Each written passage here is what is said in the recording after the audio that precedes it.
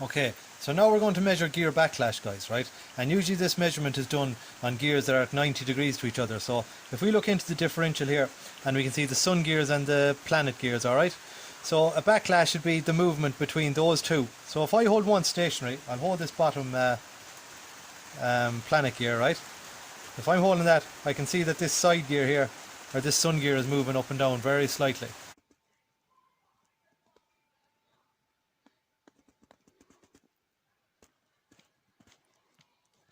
Alright, that's backlash.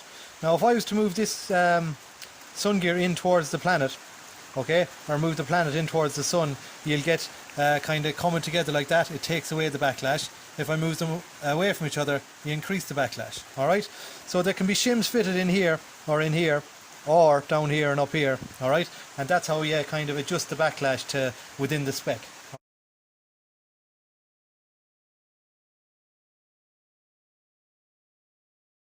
Alright, so what we do for this one now, guys, is we get our DTI gauge again. Alright, might take a minute to set this one up now. And we turn on the angle on it, right, so that's it. And I'm trying to get this to face the camera also. Bear with me. Okay. Okay, so here we go, not too bad.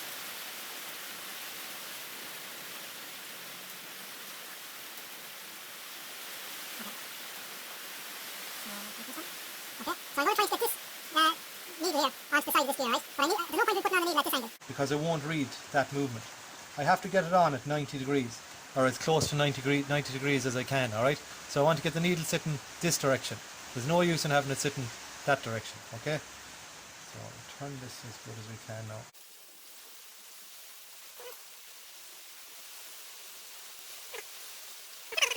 Right.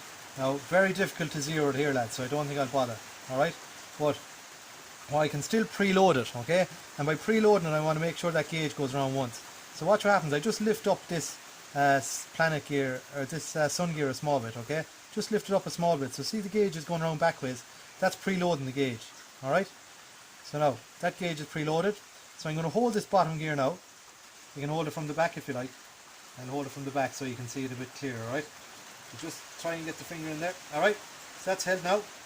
So if I hold the bottom gear and I move this gear up and down, you can measure the play in it.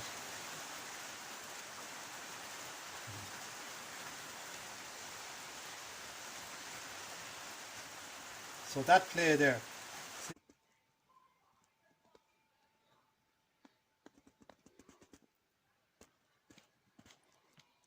that reading?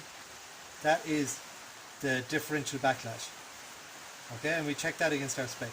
So it's going to about 0.05 and it's going back to 95, alright? 85 to 0.05 is 85, about 0.2 of a mil. Alright, so I check that against my spec now. And that's how you do that. Now you could zero it at this point. I'll try it just to see. It may or may not work. Oh yeah, so it's at zero now. Move it. And it's 0.21 of a millimeter. Perfect. That's gear backlash. Alright?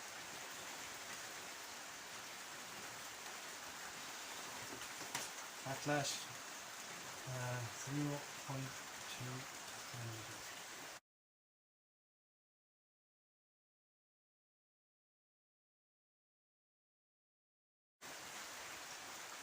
Okay. So that's our 4 measurements that we've done.